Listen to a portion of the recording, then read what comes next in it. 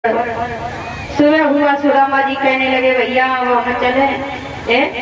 कन्हैया कहने लगे कुछ दिन और रह लेते तो ज्यादा अच्छा रहता है। जब सुदामा जी नहीं माने तो भगवान कन्हैया ने कहा चलो ठीक है चलो। और सुदामा जी चले तो मुड़ मुड़ के देख रहे कन्हैया अब हमें कुछ देगा, कन्हैया अब हमें कुछ देगा। सुदामा को पता ही नहीं चला कि कन्हैया ने हमें सब कुछ दे दिया। माता बहनों बैठ जाओ, आधे घंटा के लिए बैठ जाओ। पता ही नहीं चला कि श्याम ने तो हमें इतना दे दिया जो हमने सपने में भी नहीं सोचा था। भगवान कन्हैया ने कहा सुदामा जाए कुछ देते जाओ। सुदामा इतना सीधा कहने लगा जो कुछ हमें दो वो अपना ले लो। आज सब कुछ वापस कर दिया। प्रभु ने विश्वकर्मा को बुलाया और जहाँ सुदामा की झोपड़ियां थी वहाँ सुंदर महल रातों रात में बनवाए। उस नगर का नाम सुदामापुरी पड़ा है। सुदामा जी धीरे धीरे चले हैं, सुदामापुरी में पहुंचे हैं तो देखा क्या, उनकी पत्नी सुशीला कंचनी थाल सजा करके लाई आरती उतारने के लिए।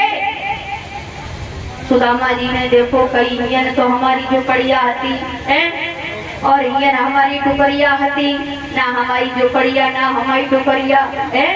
भगवान कन्हैया को याद करके कहने लगे सुदामा कि जब से करी तो तैयारी बिछुड़ गई घरवाली।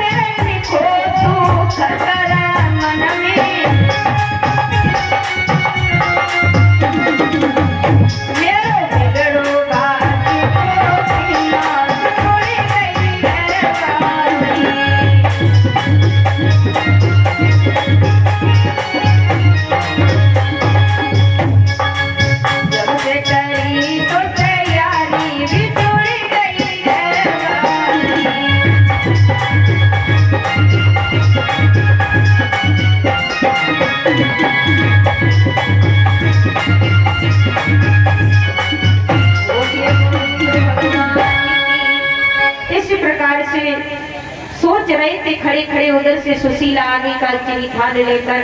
सुदामा जी भागे, सुशीला कहने लगी स्वामी मैं हूँ आपकी पत्नी सुशीला और ये सब माया हमारे देवर की है, हमारे श्याम की, सब उन्हीं की माया है। सुदामा अंदर जाते हैं, कुछ देर तक प्रभु के चरणों में ध्यान किया। श्याम तुम्हारी लीला तुम ही जानो।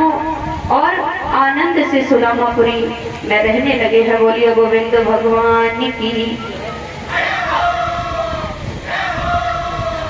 अब परीक्षित जी और परीक्षित मैया आपको पुष्प ले लो, पुष्प दे दो। इधर आ जाओ।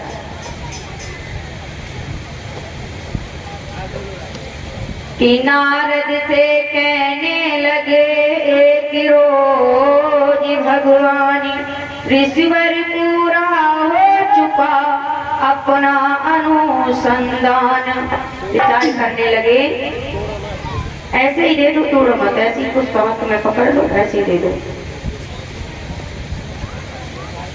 एक दिन देव ऋषि नारद कहने लगे अब समय आ गया है और 7वें दिन हुए, इधर एक ऋषि है दुर्वासा ऋषि, वो तपस्या कर रहे हैं। आज यादवों ने अपने एक साथी के पेट से कड़ाई बांध ली और विचार किया ये ढोंगी ऋषि है, धन के लोभ में आंख